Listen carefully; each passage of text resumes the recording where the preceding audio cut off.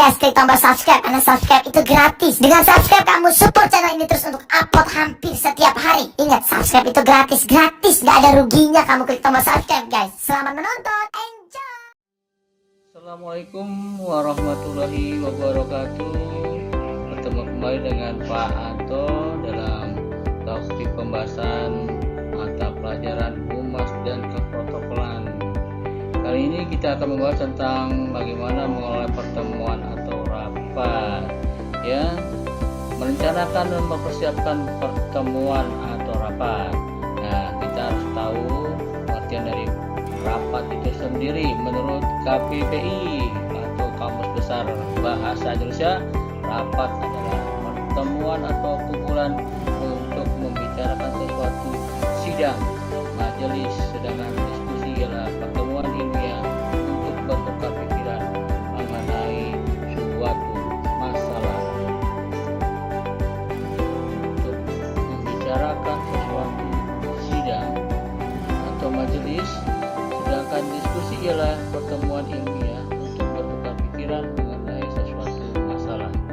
Di dalam buku Etika Komunikasi karangan Samsir Ramba, rapat adalah kumpulan beberapa orang atau organisasi yang akan membicarakan suatu masalah atau kepentingan bersama untuk memberikan penjelasan, memecahkan suatu persoalan, dan sekaligus mengadakan perundingan demi memperoleh suatu hasil yang disepakati atau disetujui bersama. Di dalam buku Surat Menyurat dan Komunikasi penyusun dari Judd Rozana, rapat adalah pertemuan antara anggota di lingkungan organisasi sendiri untuk merundingkan atau menyelesaikan suatu masalah yang menyangkut kepentingan bersama. Nah, sebenarnya tujuan diadakan rapat, ya, di sini adalah ada beberapa tujuan diadakan rapat sebenarnya, yaitu pertama, untuk memecahkan atau mencari jalan keluar suatu masalah. Yang kedua, untuk menyampaikan informasi, perintah, pernyataan ataupun pernyataan. Yang ketiga, sebagai alat koordinasi antar intern atau antar ekstern. Yang keempat, agar peserta rapat dapat ikut berpartisipasi kepada masalah-masalah yang sedang terjadi. Yang kelima, mempersiapkan suatu acara atau suatu kegiatan. Yang keenam adalah menampung semua permasalahan dari arus bawah atau para peserta rapat. Nah, adapun jenis-jenis rapat dan syarat-syaratnya. Jenis rapat yang pertama berdasarkan tujuan. Nah, berdasarkan tujuan ini dibagi menjadi tiga. Ada rapat penjelasan, yaitu rapat yang diselenggarakan untuk tujuan menyampaikan penjelasan pada para peserta rapat dari pimpinan ataupun atasan. Yang kedua, rapat pemecahan masalah. Rapat pemecahan masalah ini diselenggarakan untuk menemukan pemecahan tentang suatu masalah yang sedang terjadi atau dihadapi. Yang ketiga adalah rapat perundingan. Rapat perundingan adalah rapat yang diselenggarakan dengan tujuan menghindari timbulnya suatu perselisihan, mencari jalan tengah agar tidak merugikan kedua belah pihak. Nah, berdasarkan sifatnya, rapat dibagi juga menjadi empat. Ada rapat formal atau formal meeting, yaitu rapat yang dilaksanakan dengan suatu perencanaan terlebih dahulu sesuai dengan aturan yang berlaku dan semua peserta rapat memperhatikan. Yang kedua, rapat informal atau meeting. Rapat ini adalah rapat yang dilaksanakan secara tidak resmi dan tidak berdasarkan suatu rencana yang bersifat resmi, misalnya tanpa undangan, terjadi secara kebetulan di mana saja ataupun kapan saja. Yang ketiga adalah rapat terbuka. Rapat yang dapat dihadiri oleh seluruh anggota organisasi. Materi rapat yang dibahas merupakan masalah yang tidak bersifat rahasia. Yang keempat adalah rapat tertutup. Rapat tertutup ialah rapat yang diselenggarakan untuk kalangan tertentu dalam suatu organisasi, biasanya yang dibahas hal-hal yang menyangkut masalah yang sifatnya rahasia atau tidak atau belum boleh diketahui oleh umum. Yang berikutnya adalah rapat berdasarkan jangka waktu. Nah, di sini ada 4 jenis, yaitu rapat mingguan, rapat bulanan, rapat semester, rapat tahunan. Yang berikutnya adalah berdasarkan frekuensi. Ada rapat rutin, yaitu rapat yang waktunya sudah tertentu atau biasa. Yang kedua adalah rapat insensial, yaitu rapat insensial adalah rapat yang terjadi tanpa direncanakan terlebih dahulu karena adanya masalah yang memerlukan penanganan dengan segera. Yang berikutnya adalah berdasarkan nama. Nah, berdasarkan nama ini dibagi menjadi menjadi 3. Itu rapat kerja.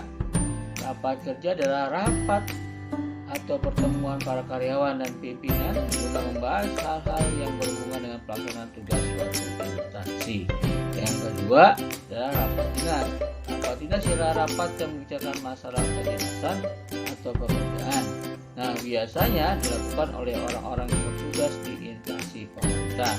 Yang berikutnya adalah musyawarah kerja. Musyawarah kerja merupakan kata lain dari rapat kerja. Nah, adapun syarat-syarat rapat, ya, itu yang pertama adalah membicarakan suatu masalah yang berkaitan dengan tujuan organisasi, perusahaan, instansi pemerintah, dan lain-lain yang harus dirundingkan atau didiskusikan secara bermusyawarah. Yang kedua adalah pada saat rapat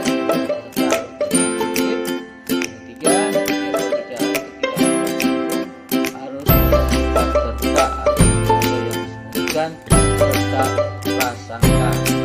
Adanya unsur-unsur rapat seperti pimpinan, konsulen, moderator, serta rapat masalah yang dibahas. Berikutnya adalah unsur rapat. Rapat yang termasuk salah satu jenis unsur di antaranya rapat adalah masalah yang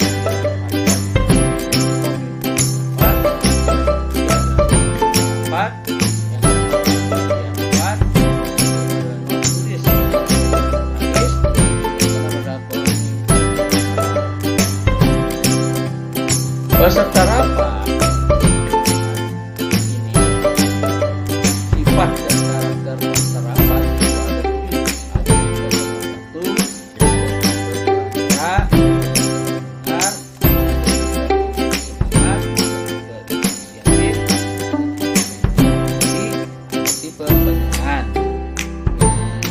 adalah peserta rapat juga mempunyai fungsi sebagai penyumbang rapat, sebagai pengumpul, sebagai penyumbang dana, sebagai penerima hasil keputusan, dan sebagai pemimpin. Tipe-tipe pemimpin rapat itu ada 3, ada tipe otoriter, tipe demokratis,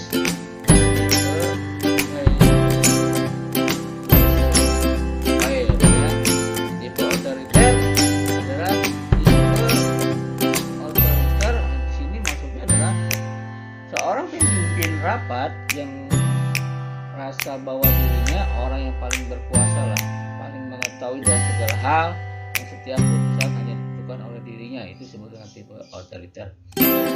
Ada lagi tipe demokratis, lalu ada tipe laissez-faire. Berikutnya adalah media rapat. Media rapat ada meja, ada tulis atau whiteboard.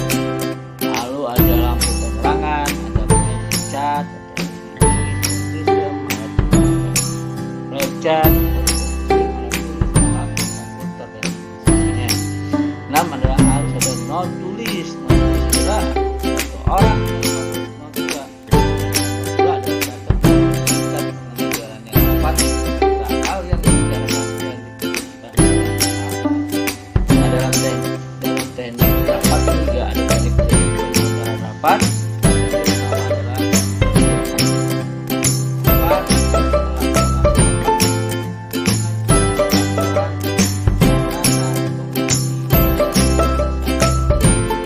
Rapat organisasi keuangan yang akomodasi kondisi persiapan kesehatan dan keamanan. Lalu di dalam pelaksanaan rapat ada kompak rapat kemudian juga ada rapat kelompok, ada rapat pleno, lalu rumusan, ada produksiannya. Lalu dalam rapat juga harus ada pelaporan. Ada pelaporan ini lapor, ada penerima laporan, ada bahan yang dilaporkan, yang keempat ada sarana komunikasi atau bahasa. Saya tadi ada tertulis yang unsur efektif. Keperluan rapat bahan dan perlengkapan akomodasi. Bahan rapat yang adalah makalah yang akan dibahas dalam rapat, peraturan apa yang diperlukan, bahan-bahan acuan seperti buku atau majalah, media cetak atau elektronik, itu sebetulnya bahan rapat. Sedangkan alat tulis dan perlengkapan seperti pensil, bolpen, penghapus, map beserta isinya yaitu kertas HPS, jadwal rapat, dokumen-dokumen sehubungan dan masalah yang akan dibahas untuk dibaca para peserta rapat. Lalu ada komputer atau laptop, ada sound system, overhead HP, video, tape recorder, whiteboard atau kamera. Lalu ada akomodasi dan konsumsi tadi sudah sebutkan lagi, yaitu harus ada ruangan, tempat, yaitu hotel atau penginapan, lalu ada transportasi, lalu ada makanan pasti dan minuman. Ya, mempersiapkan pertemuan, ya kita lihat dulu ya. Kita lihat tata ruang rapatnya seperti apa, ya. Di dalam tata ruang rapat itu ada macam-macamnya. Satu ada perencanaan cahaya, ada perencanaan warna, ada perencanaan udara, ada perencanaan suara. Ya, cahaya di ruangan tidak harus gelap, ya. Tapi bisa juga ya harus ada warnanya, udara juga ya yang membuat peserta rapat jadi sesak napas. Lalu dalam penataan suara tidak terlalu keras dan tidak terlalu.